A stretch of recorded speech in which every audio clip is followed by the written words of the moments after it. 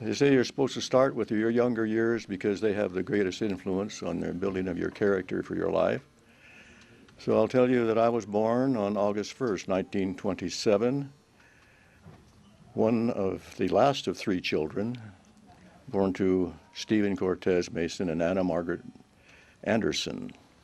We lived in Santa Cruz for my first 3 years, and then my dad got hurt in an oil well disaster, and we moved to the San Juan Islands in the northwest corner of Washington State. The San Juan Islands, San Juan County, made up 172 islands. Whoever counted it obviously was on a minus tide. There's only 4 major islands there, and my grandfather had 140 acres on the southwest shore of San Juan Island. That 140 acres also included very nearly a full mile of waterfront. That was my playground from age 3 till about age 10. What a wonderful childhood I had. Adjoining that property was False Bay. False Bay got its name because it fooled so many people. 300 acres of beautiful, calm, serene water, protected from the winds and the rain, until low tide, when the bay actually emptied and you had a sandy bottom to play on. My time was spent as a kid not really trying to get out of trouble. I had a vivid imagination. I fought Indians in the open fields. I shot tigers and bears in the woods. I ran away from pirates on the beach. And I told these stories to my mom, who often was quite concerned about my safety. Little guy running around like that. To alleviate that, I decided the only thing practical was stop telling her about my bad, wild dreams. I watched animals closely. I found out that if you be very calm and still, you could get close to them.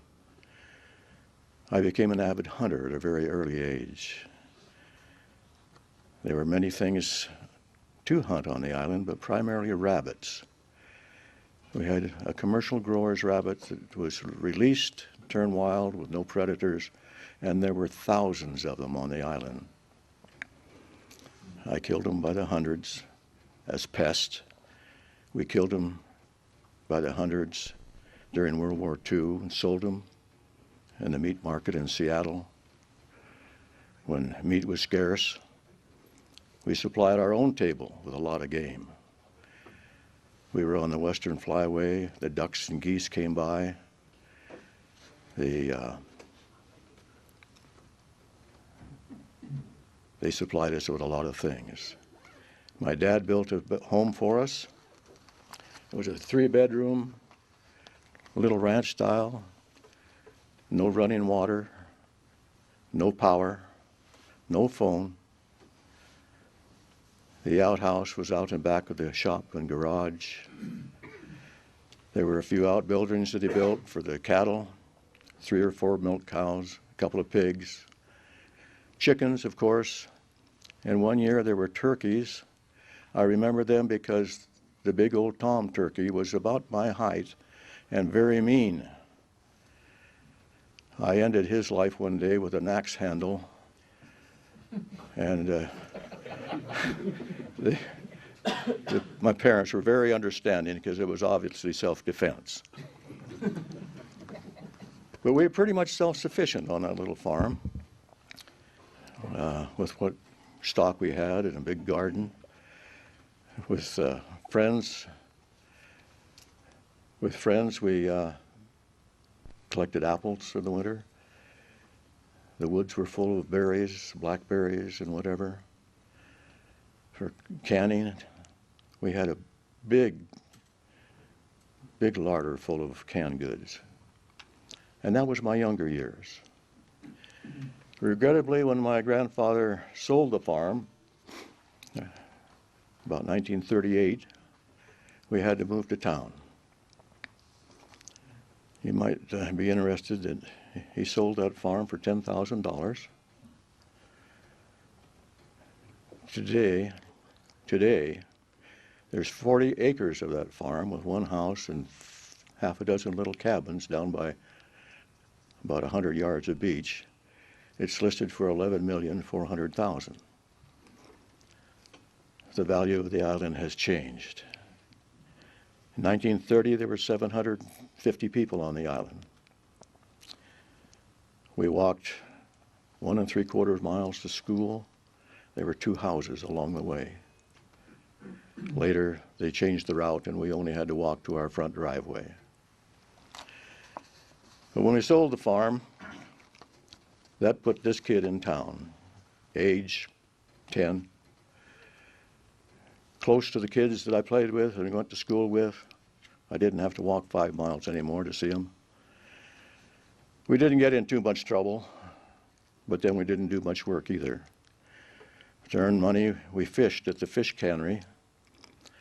All the guts and slime that went into the bay was a real attraction for any fish down there. And we used to jig for dogfish. It's about a 3-foot shark.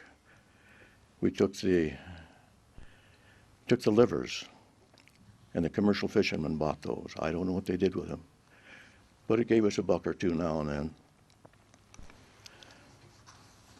In 1940, my brother, who was 5 years older than I, joined the Army.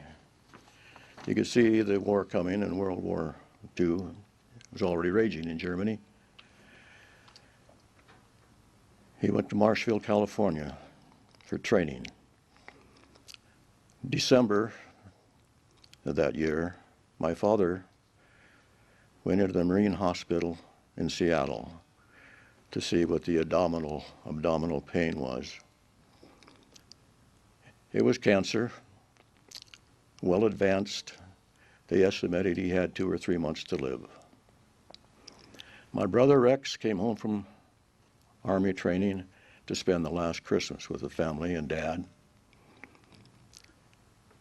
He was only there 10 days, as I recall, and on January 1st he returned to meet his friend in Seattle and get his ride back to the base in California.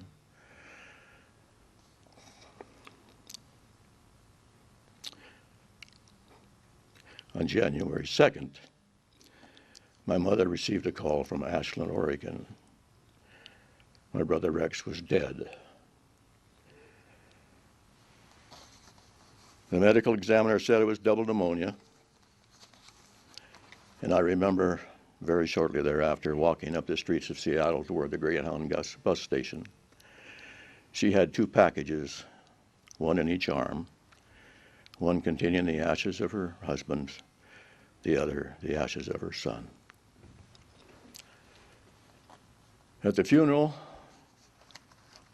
I apparently showed a little remorse because my relatives, I could hear them saying, "Oh, he's just 13, he doesn't understand." Well, I'd been watching wildlife all my life. I was an avid hunter. I knew what death was, and I knew that death was dead, and the living had to go on. I hadn't had any religious training in our family. We lived by the golden rule, so I didn't know about heaven and hell and all the possibilities that we run into, especially in this church, with the great knowledge that we have. So our life went on. A few months later, my mother remarried, as they often did in those days. They didn't wait long. She married a dairy farmer.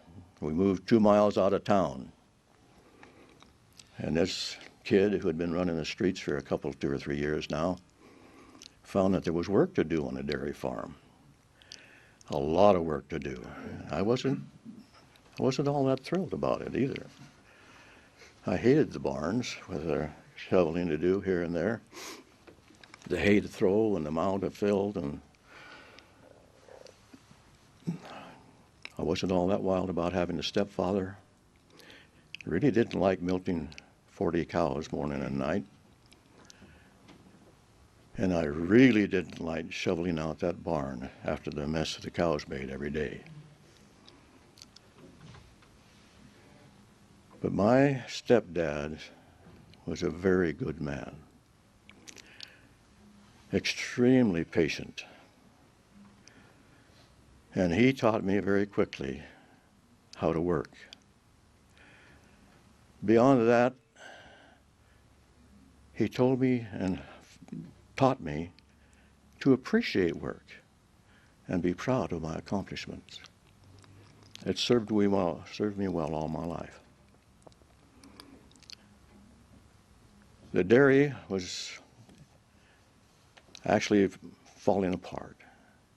There had been a bang disease in the herd which caused miscarriages in cattle, so the cows never refreshed themselves, and milk production drops to nothing. So it wasn't long, and I found that I had enough time, besides the farm, to work on the farm next door. This gentleman had probably hundreds of acres, either owned or leased on the island.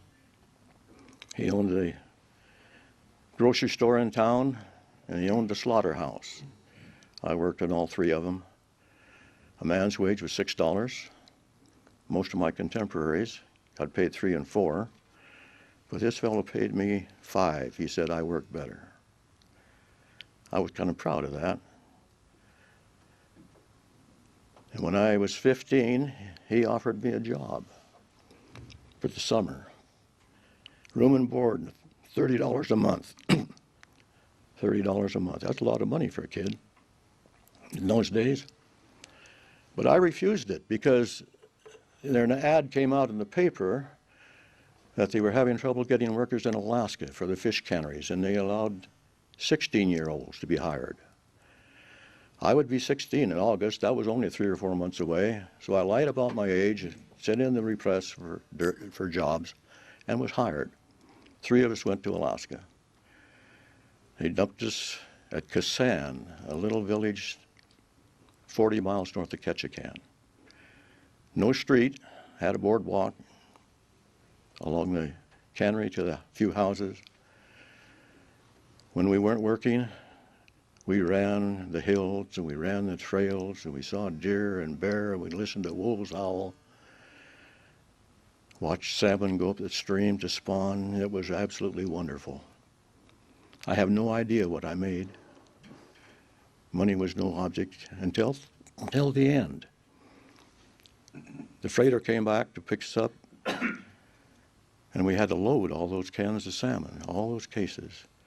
They said, you can longshore it. We'll pay you $1.30 an hour. I thought, $1.30 an hour? I could make a fortune. Well, I worked 36 hours. They told me to quit, but I made a good chunk of money at the end of the season. Went home. I'm ready for my junior year in high school. That was good. I enjoyed school. I also enjoyed the dances and movies every Friday and Saturday. And you know, all these silly giggling girls that I had avoided all those years, they suddenly appeared in makeup, and they were pretty. And at the dances, most days we used to hold the girl when we danced, and they were soft, and they smelled good.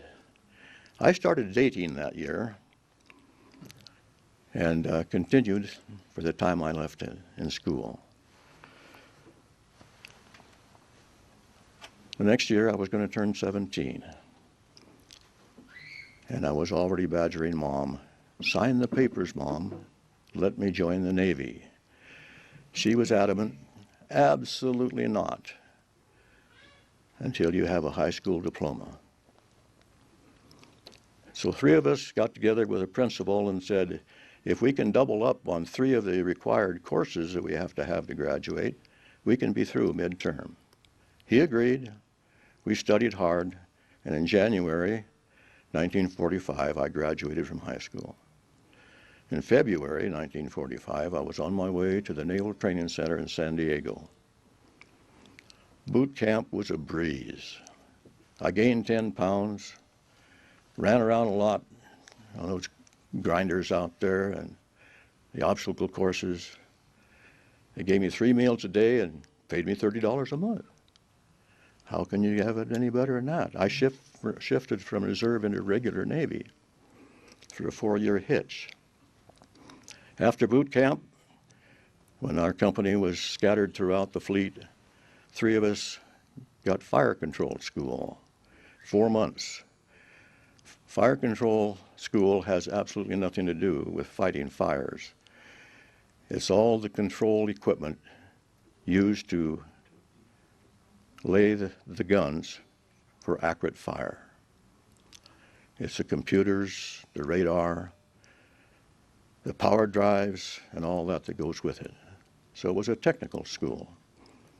By the time the school was over, so was the war. I shipped out in October of that year, went to Tokyo Bay, 13 days crossing the Pacific Northwest, and I had no idea there was that much water in the world.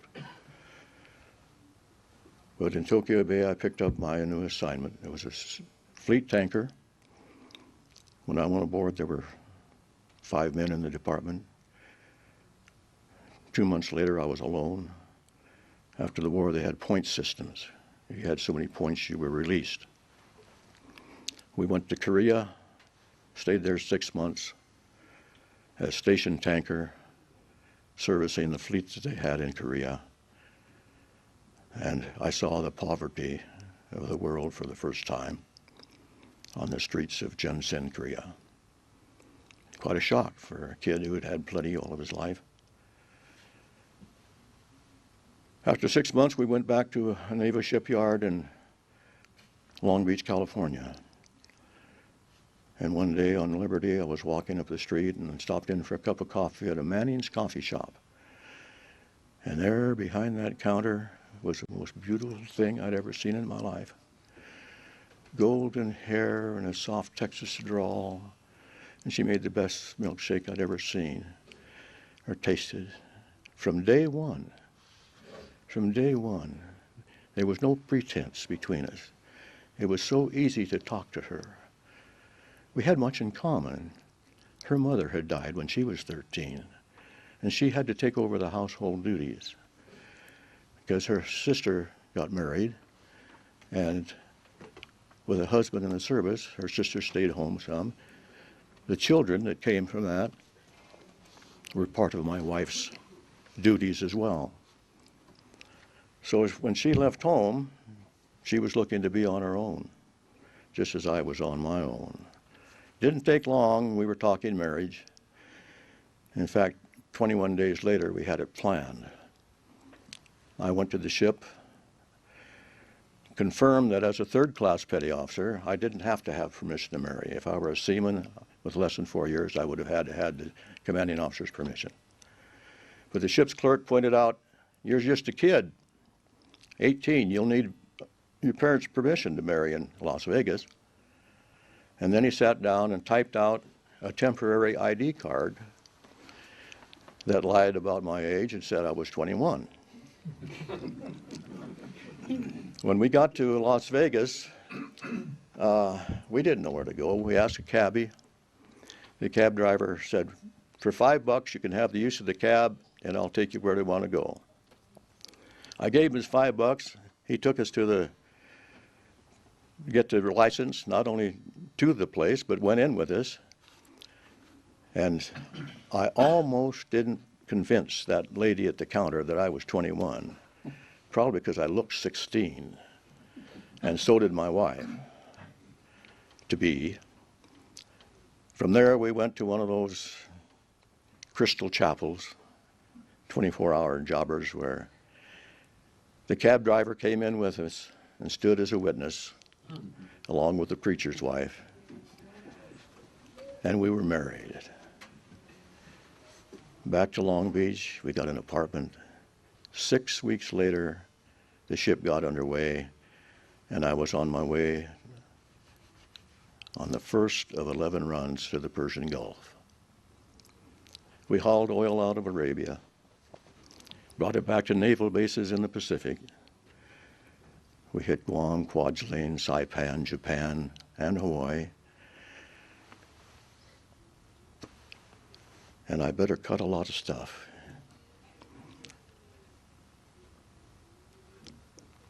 We had a lot of time at sea. There were times when I was gone for 4 months, 6 months before I'd see my wife again. And after we'd been back in the Hunter's Point for another yard period, we had a couple of months there. The ship was going back to sea. She was headed for Seattle, thinking she may well be pregnant. Well, she was. On a return run from the Persian Gulf, October 6th, 1948, our son was born, lived a very few hours, and died. Congested lungs. The doctor was so concerned about the devastating effect of my wife that he sent messages to the ship requesting my immediate return to be with her. I never heard about it. We steamed on past the Bay of Bengal. Later I found there was air transportation waiting for me in Singapore. We steamed past through the Singapore Straits in sight of the city. I never heard about it. When we got to Hawaii, well, some 2 weeks later, my gunnery officer brought the message down to me, advising me that my wife had needed my help because my son was dead. I went to the executive officer, I went to the Red Cross.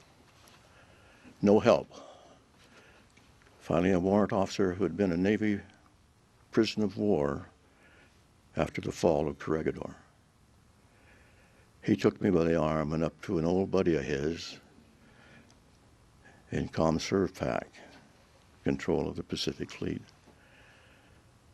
Told the story. He wondered where I'd been. He got angry, sat down at his typewriter, typed out 30 days leave, air transportation to the West Coast, and sent me back to the ship with a copy for the executive officer. I left the ship and caught the plane and went home. My wife had been busy at the time, not hearing from me. She was worried. She contacted the Washington State Senators. I didn't know what they did until I got back to the ship and found orders, permanent change of station, back to Seattle. Many things happened then, but I was soon out of the service.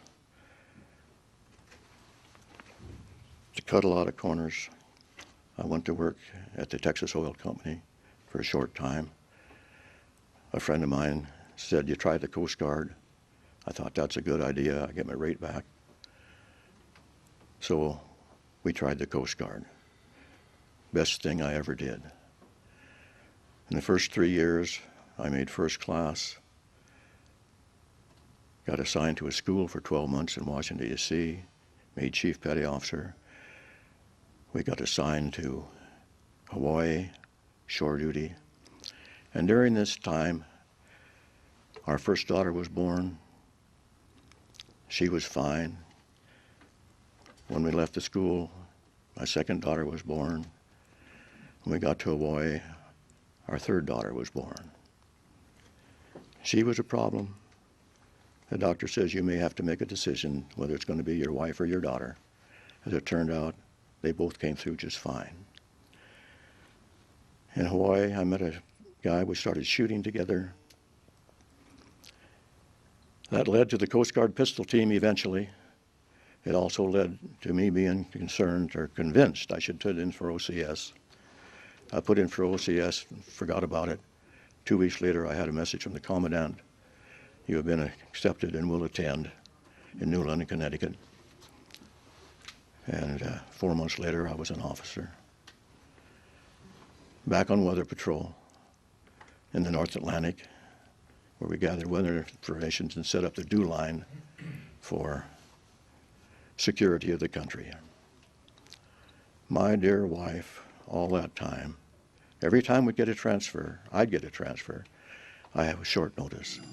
She had to take care of the home, closing out the one we were in and opening up the new one. There were other problems. She got encephalitis while in Boston area, almost died. We went to Cape May, New Jersey, and she went to the Mayo Clinic. Prognosis was not good, and I was offered a transfer to Seattle so she could have help from my family. As it turned out, she recovered very well with little indication that she had been sick. She was a marvelous, wonderful woman. She also, while in Cape May, met the missionaries and got baptized. I had never been concerned about religion. I went duck hunting that day. It was opening day, and it was first things first. But when we went to Seattle, we got in a very active group, a small branch, about 6 pairs of missionaries, and I decided, well, I might as well get baptized. I did. I was assigned to the Sea Scouts. We had a boat. There were 13 Sea Scouts. 12 of them we activated. And I was very pleased to find out years later that all 12 of those boys went on a mission and were married in the temple. Hence, the power of the gospel. Probably the most powerful thing in the gospel of my life was my wife, who told the initial missionaries what she believed, and they would not convince her otherwise. So the missionary says, tell us. She told them about the plan of salvation, the 3 members of the Godhead, and God had a body of parts and passions. And the missionaries grinned like Cheshire cats and says, Sister Mason, you're a Mormon and just don't know it. And she was. She read the Book of Mormon one night, prayed, and got a very strong visual testimony of the truthfulness of this gospel. She never wavered all of her life. She was a strong proponent of the church. Well, I did many things as a retired individual after the Coast Guard.